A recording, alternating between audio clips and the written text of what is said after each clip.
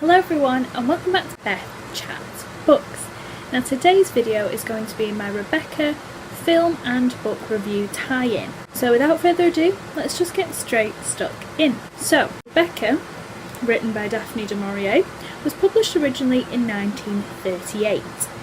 Now the story concerns Mrs. De Winter, who starts off the novel. She is in Monte Carlo with her boss, who she's kind of working as a companion for, and she meets Mr. Max De Winter in Monte Carlo in the restaurant of the hotel that they're both staying at, and she finds him quite brooding and quite confusing, and the lady who she's employed by is a very intense woman who's obsessed with gossip, and she goes around intimidating a lot of people, trying to associate herself with them. She tells a lot of lies about how they met at fancy parties before, and so she tries to smooth talk Max De Winter, who's not that interested. He seems to be more interested in Rebecca, but Rebecca's quite shy. However, things do start to progress, so I will be telling a few spoilers from now till the end, so if you don't want to know, then just click off the video. But I am going to be doing some spoilers to kind of compare themes and endings in both the book and the film. So things start to progress between her and Mr. Max De Winter. He starts driving her around Monte Carlo, and it becomes kind of a development of a relationship, and Mrs. De Winter seems very confused about what this means.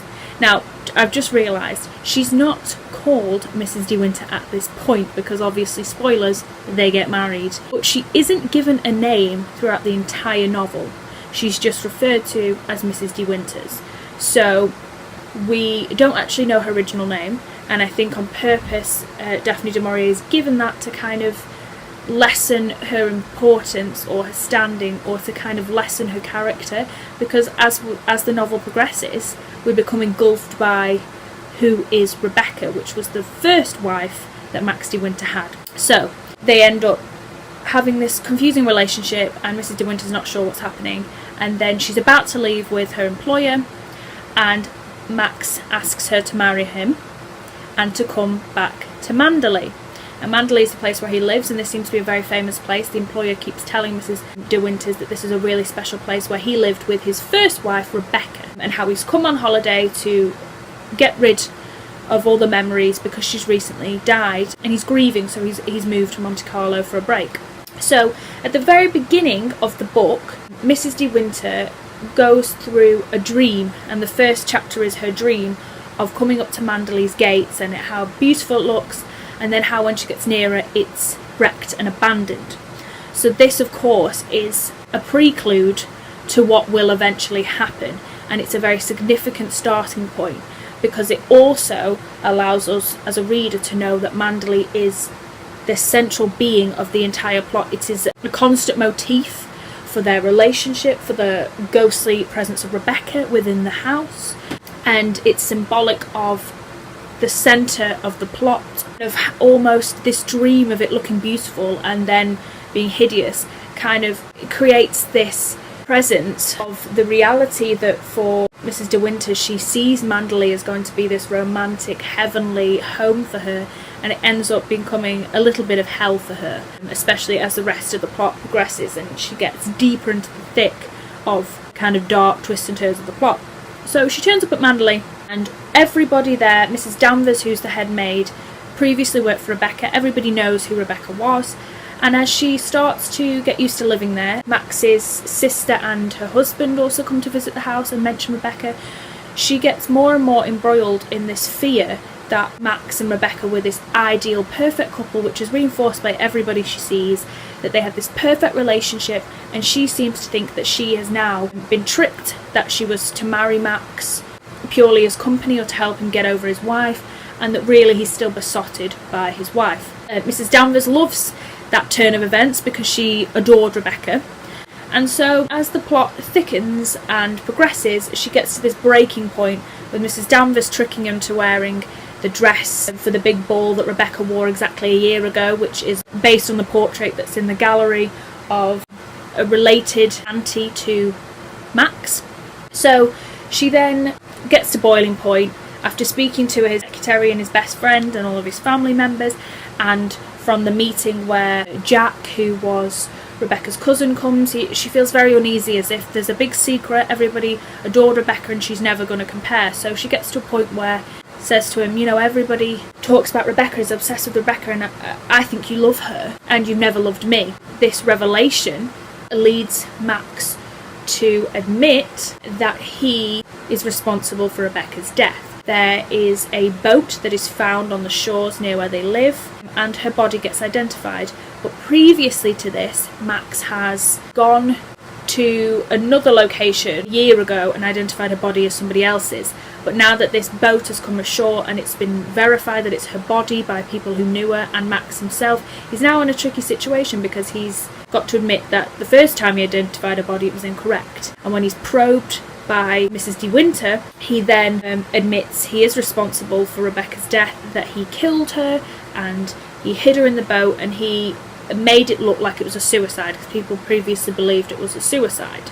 The only person that knows it's not the truth is Max and now Mrs. De Winter. So then the rest of the plot focuses around how do they cover this up. He goes to trial, and the man who originally gave Rebecca the boat tells him that he's inspected the boat and it was made to look like a drowning on purpose, and that Rebecca wouldn't be the kind of person that would initiate suicide. Jack is also the cousin. He was besotted and had a physical relationship with Rebecca, and he wants to believe that suicide would not have been an option.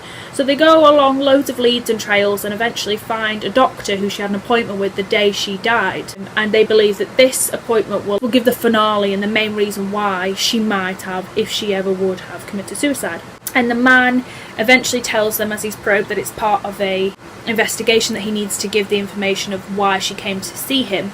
And he ends up telling them that she had a cancer that was very well advanced and would have eventually killed her. So it puts to bed the trial, because they believe that's a justified reason for her to commit suicide.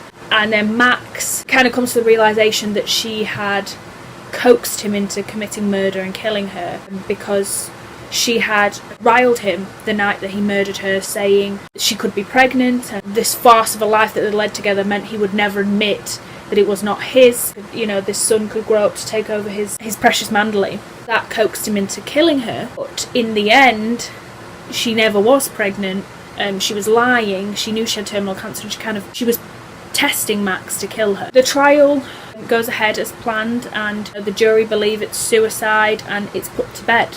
However, for a lot of people, there's still an element of revenge, especially Mrs. Danvers, who was besotted with Rebecca, doesn't seem to accept this state of affairs and feels a bit put out.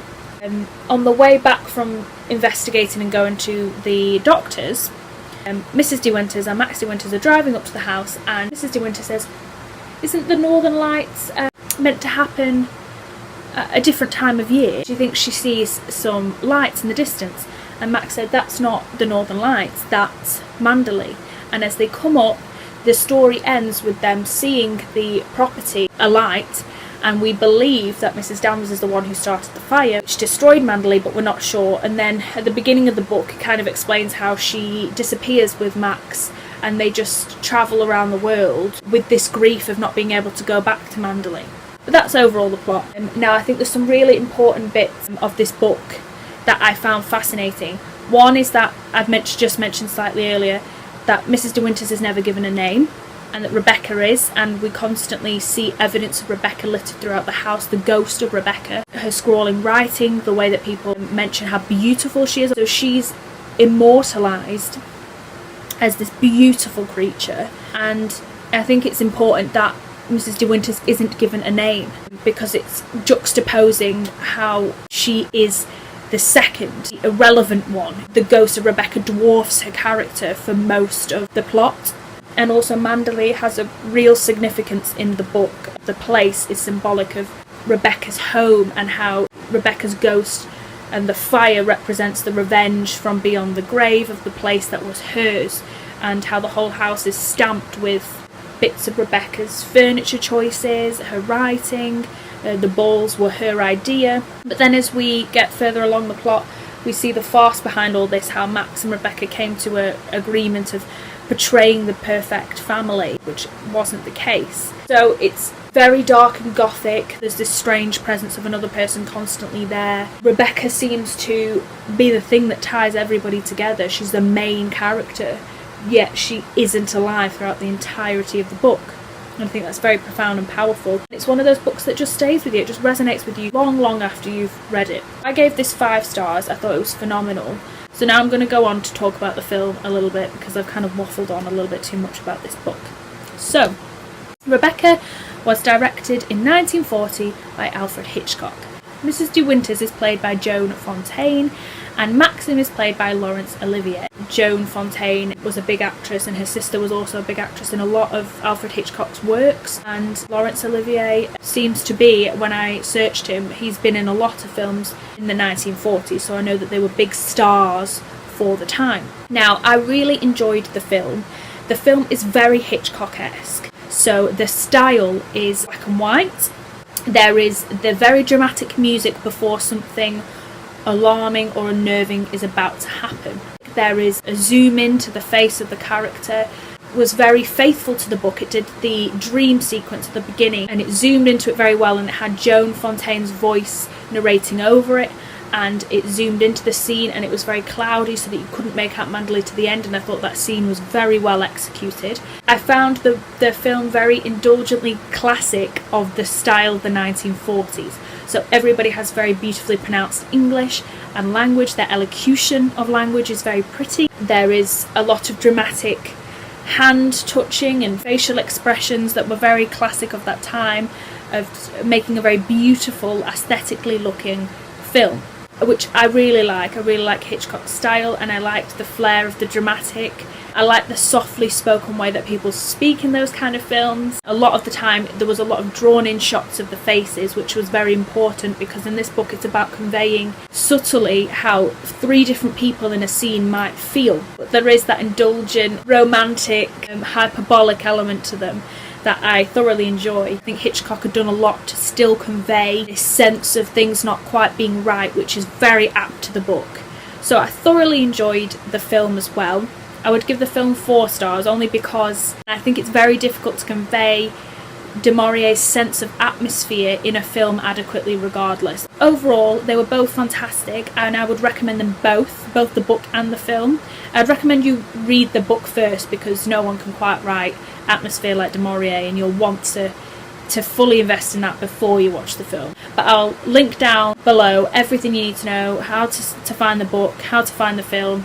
So I really hope you've enjoyed my review video. If you want to see any more of my videos and be alerted when they're next coming out, then please hit the subscribe button. But thank you guys for watching, and I'll be back very soon with some more videos for you.